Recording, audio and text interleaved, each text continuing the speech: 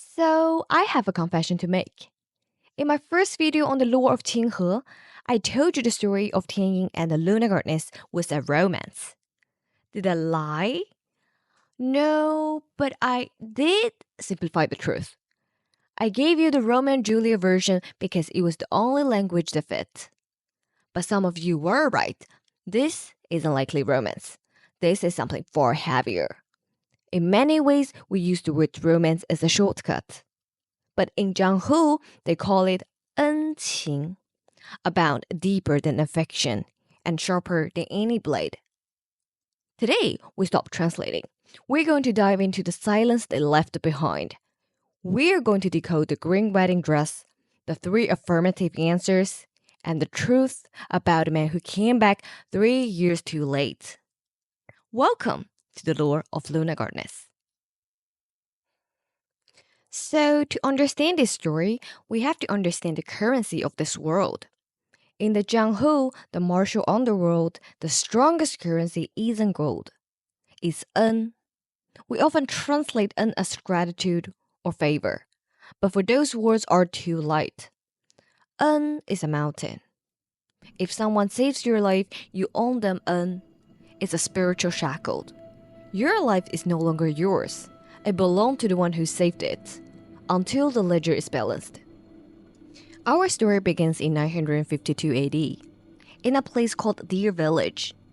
A young blind girl named Li Zhenzhen is sold into a so-called ghost marriage.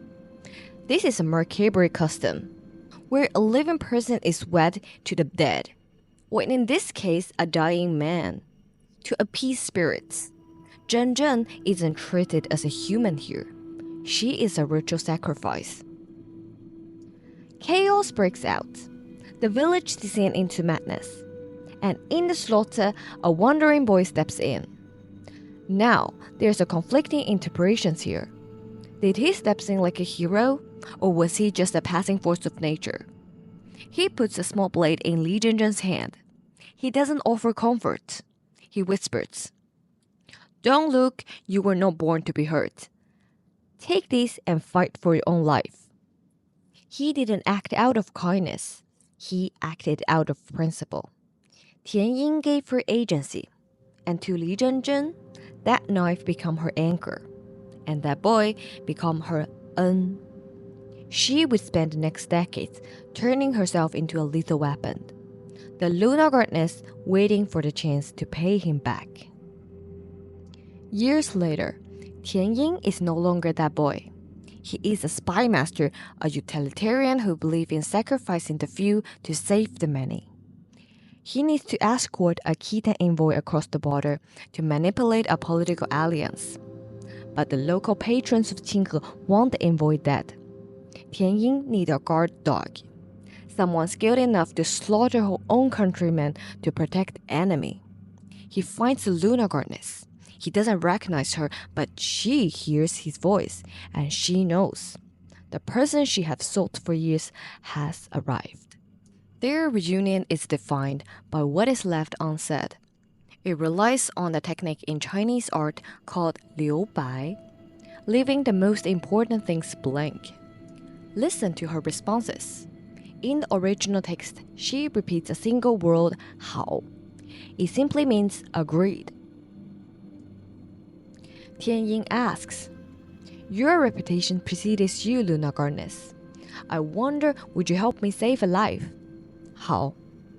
Saving this person may require killing many others, all of whom are good people. How? The Lunar goddess is indeed as the rumor said. I wonder what you desire in return. A pair of eyes? How? She doesn't hesitate. She doesn't negotiate. Here is the tragedy. She doesn't care about the eyes. She's been blind her whole life. She sees the world through sound better than anyone. Li Zhenzhen asks for the eyes only because she knows Tianying is paranoid. If she offered to die for free, he would suspect a trap. She has to disguise her devotion as a cold business deal, just so he would accept her sacrifice. The plan was supposed to be simple. She would escort the envoy to the border and the debt would be settled. But Zhenzhen soon realized that the protection was only a fraction of Tianying's plan. He was heading to Qingfeng Station, a fortress in the heart of enemy's territory, to carry out a near impossible assassination. Terrified he wouldn't survive alone, Zhenzhen insisted on joining him. She spun a thin veil of lie to hide her worry, claiming she simply didn't trust him to return with her payment. Ever the cynic, Tianying gave her a cold ultimatum. I leave in 3 days. If you are late, I won't wait. She spent those 3 days preparing to follow him into the jaws of death, ready to shield him at any cost. But reunion they promised never happened.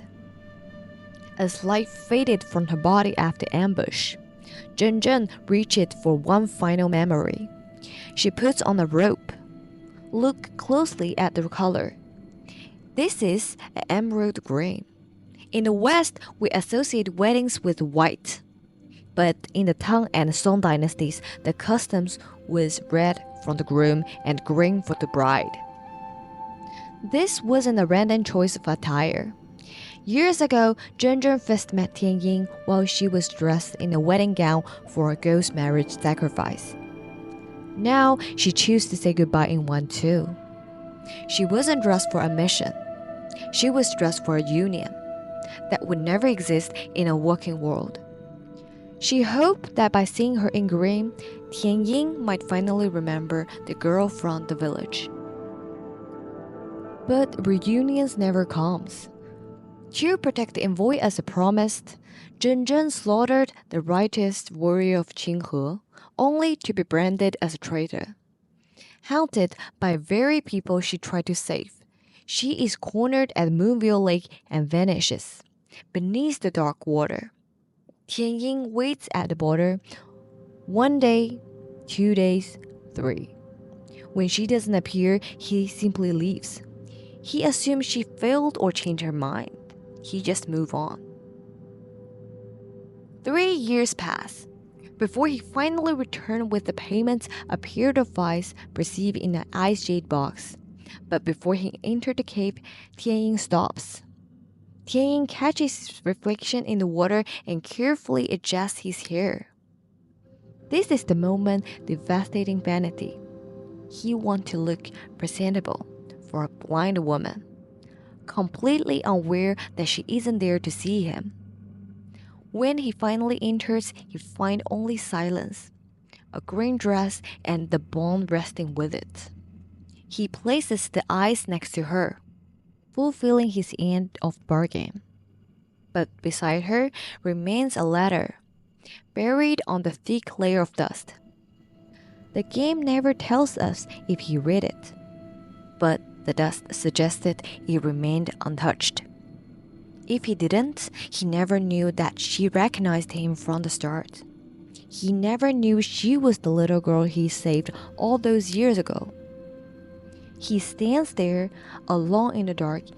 He may have saved the empire, but in this cave, he saved no one. When we, the player, find the shrine, we are given a choice. 2 items remain. The small blade symbolized the violence, survival, and the debt she owned. And the moonlit flower, a glowing flower she cultivated in the dark. If you offer the knife, you honor the assassin. You honor the un. But the true ending comes from offering the flower. Why? Because the debt is paid. The un is finished. The blade belonged to Tianying, but the flower belongs to her. It represents a part of her that was never a weapon. It represents the little girl beneath the killer. We realize now that she didn't want the eyes to see the cruel world. She just wanted him to see her. But at the very end, she didn't want to be anyone else. She only wanted to be herself. Just like the flower she planted. Born in the mud, blind to the world, yet still bowing to the moon. If there is a next life, let her be a flower. In that moment, we finally understand. Until her very last breath, what Li Zhenzhen could not let go of was not the romance that never blossomed, but her own self, trapped by fate and never once cherished. We often look for the grand confession, the desperate embrace, or a kiss in the rain. But where wings meet offer a connection that is far more heightened for its restraint. Tian Ying and Li Zhenzhen never hold hands. They barely even speak. They are like two meteors on separate, lonely trajectories, burning themselves out for a grand strategy that demands the sacrifice of very personal desire. But for those who follow every thread of Qinghe chapter, a quiet theory emerges from the shadows. We find a trace of a man known only as Lord Li, a man who some believe is Tian Ying himself, having faked his death and abandoned his rank. Why take the name Li? Because it was her name. He abandoned a lifetime of glory to spend his remaining days bearing the identity of a woman he could never save. He didn't wash off the dust of the world to move on. He did it to remember. There is a Chinese phrase that captures this beautifully. In a life of 100 years, a heartbeat is but a moment outside of the order. For Tian Ying, his order was the xuanjian, the hanging blade, a machine of state interest, where emotions are treated as a flaw in the math. For 3 years in 1,000 times, he carried that duty with him. But then, there is one crack in the armor. Before entering the cave, knowing he's about to meet a woman who cannot see, he pauses by the water and adjusts his hair. He fixes his appearance for a blind woman. It is a gesture of pure, quiet vanity that betrays everything he tried to suppress. It was his moment outside order. But in her heart, Tian Ying was the person who didn't just save her life in the dear village, but gave her the agency to live it. But we are left to wonder, did he ever realize she was the same little girl? Or was she, to him, just a creditor he grew to love in the silence? The bond between them remains as deep and still as the water of Moonville Lake. But what is your interpretation? Was it a debt paid in the blood, or a love that simply has no place in a world of fire and the wall? Let me know your thoughts in the comments. If you found this dive into the lore helpful, please consider leave a like and subscribing for more journey into the Jianghu. Until next time, keep listening to the wind.